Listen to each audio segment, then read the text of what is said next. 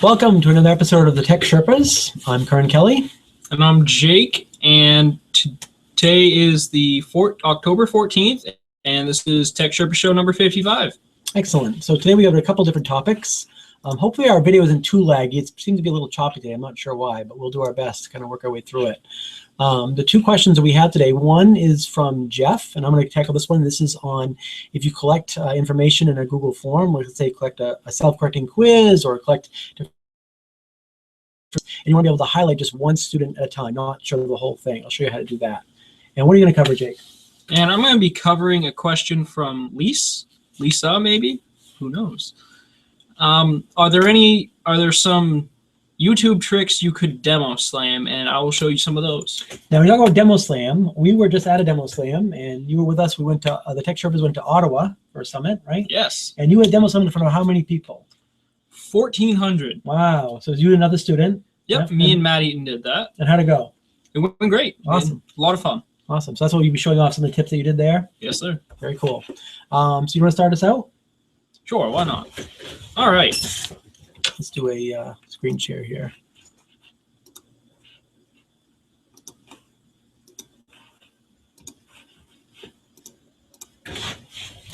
All right. So the first one is an extension called Adblock. And what it does is you can jump into any video and you will not have any ads on the screen whatsoever. Say the 30-second or 3-minute ones at the beginning of your video, the ones that will pop up down here that you have to X out and then they just minimize. None of those will show up. And then if you don't really like full screen, what you can do is turn off the lights, and this will just leave it like this. You can even go into theater mode with that, and then as soon as you full screen it, it'll just go full screen. It won't have the turn out the lights. And then after that, what you can do is if you replace everything from the left of YouTube with SS, what that will do is it'll bring up a YouTube downloader, and it will show you that you can download that video, and it'll give you options over here such as the video type, the quality, or you can even get it as just audio if that's what you want it to do. Awesome. Those are fantastic. The other thing that I'll mention, and this is more, let's go back to our video here. Okay, and then I'll mention this is more for teachers. If you use the SS downloader, you probably want to have the ad block installed because that will block all ads also on that page. And sometimes there are some ads that are not awful, but sometimes not necessarily appropriate for the classroom. So that way you'll have that gone as well. You can also download just audio if you want. So if you just want like an MP3 of a YouTube video, not the whole thing. The next thing I'm going to share, this was a question from Jeff, and he was asking, let's see here. Close down this window. How do I select a single student from a Google form result? So what I'm going to do is I'm going to walk through the steps of how to start a Google form, how you will basically highlight just one individual student, and how you would kind of focus on that. So let's go back to our sample test. I'm going to skip forward a little bit. This is a new Google form here. All I've done is put in a single question of put the student's name and then question 1 through 10. The questions in here are just multiple choice, A, B, C, D. Obviously, you could add your actual questions and add multiple choices, add more choices, or whatever it is that you want to do. We're just going to use this as our template to start with. This is what it will look like from the student's end.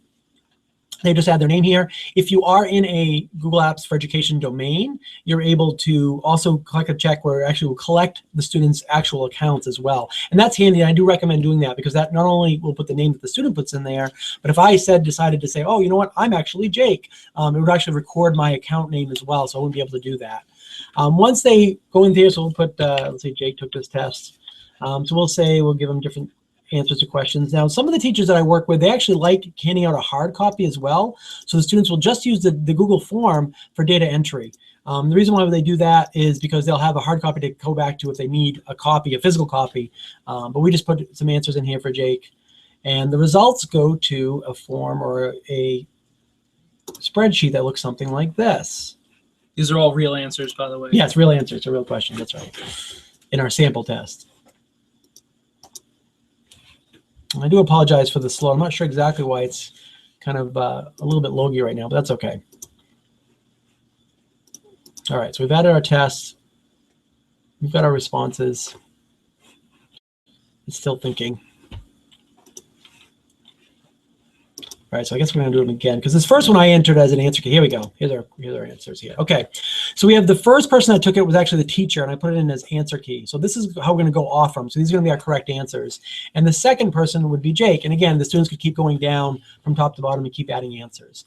The thing about Google Forms and spreadsheets that I like is I use this where this will collect the data. So this is an easy way to collect all kinds of questions and answers from our students. And I'm going to go through the process of how I'm going to take that. So if I just want to see Jake's answers and not other students, I can jump back and forth. Let's do this, and we'll do one other quick sample test just so that we can have more data to work with, because it won't work very well if we just have one person. So we'll put this one, we'll say this is Matt. And again, I'll put some quote-unquote real answers in here. I'm not even sure what the answer key was going to be, but this will show us. This one. Oops, thank you. That's a good point. I also recommend, I didn't do this in this case, but when you choose these answers, if you choose require the question to be answered before it moves on, that's actually good for the kids because it won't let them put in a blank answer. They actually have to put something in there. Here we go. Now we have some data to work with. That's perfect. So the first thing I'm going to do here is I'm actually going to change the default name. The default name for this tab is called Form Responses 1. And the reason why I like to change that is for two reasons. One is it's really long. So as I refer to it, it's really long to type in. The other thing too is you also notice it has spaces in here. It's form, space, responses, space 1. So I'm going to change that whole thing into entry. And I like that one just because it's short and sweet, plus it doesn't have any spaces. And I'm actually going to create a new tab over here on the left side. So here's my new tab. And it's Sheet 2. We'll actually rename this one and call it Data. Okay, so what I want to do here is I want to pull over my answer key to refer to, then individual students' answers to see what they got.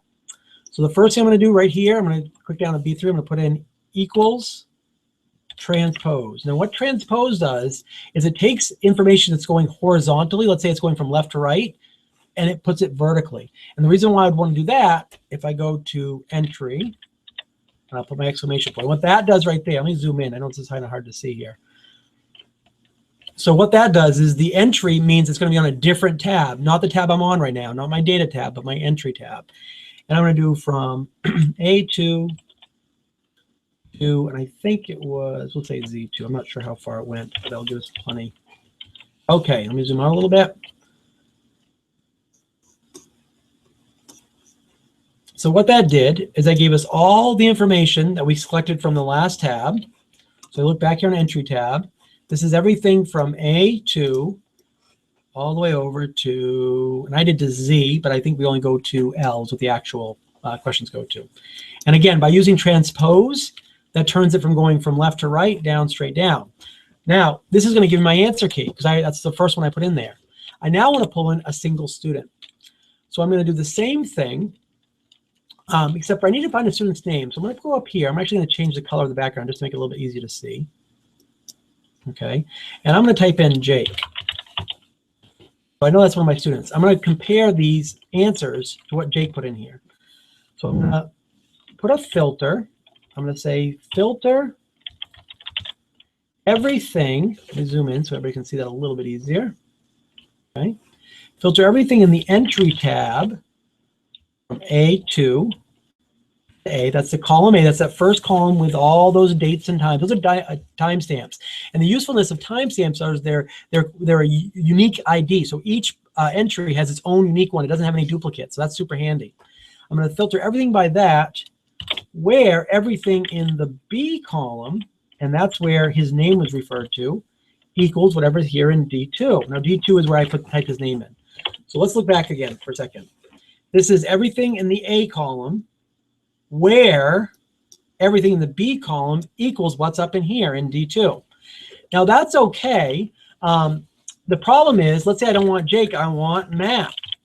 And so you notice how that changed time. Now there's two issues with that. One is I may not remember all the different names of everybody I've got in there. So let me go back, and I'm going to change this from being just a one where I have to type that into data, validation. I'm actually going to say everything in entry tab where B2 equals B, and I'll say 20. And what that's going to do, instead of having me having to type it in every time, I can just do a pull down, and that's going to choose the answers. Okay, so I can just choose them back and forth without having to actually type it in each time. Now, the other drawback is what happens if I have two mats? Now, right now, that's a problem. If I had two mats, I wouldn't know which one to grab.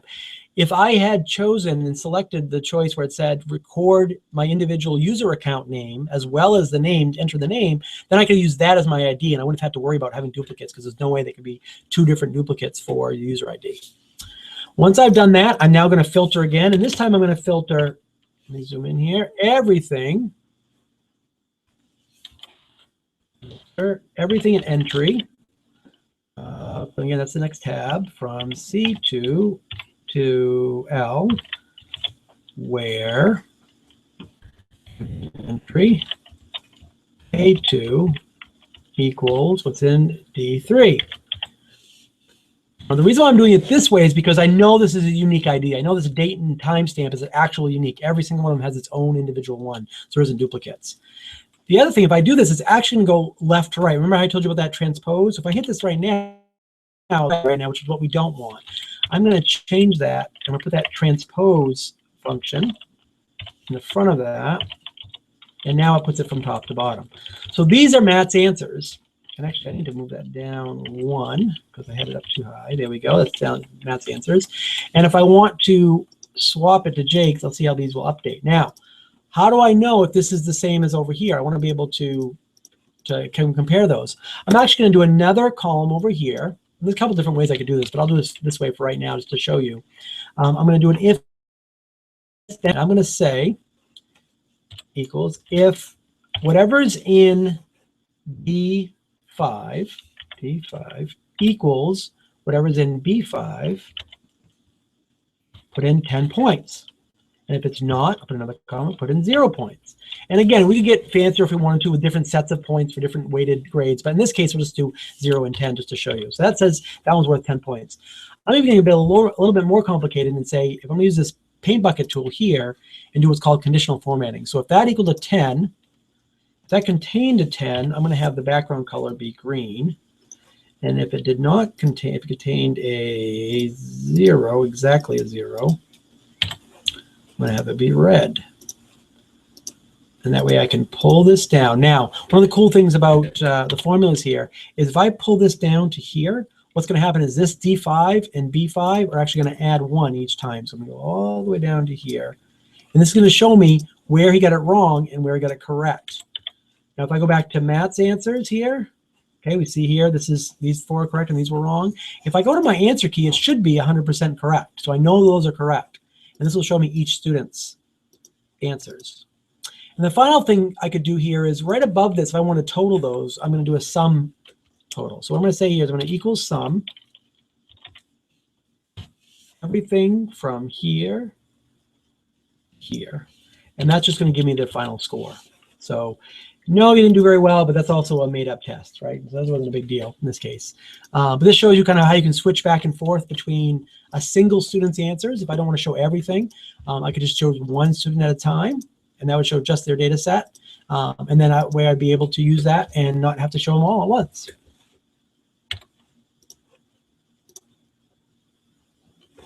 So let's jump back here to our live video stream. So that's it for this week. I hope that will help some people. We showed a little bit of forms, a little bit of YouTube magic there.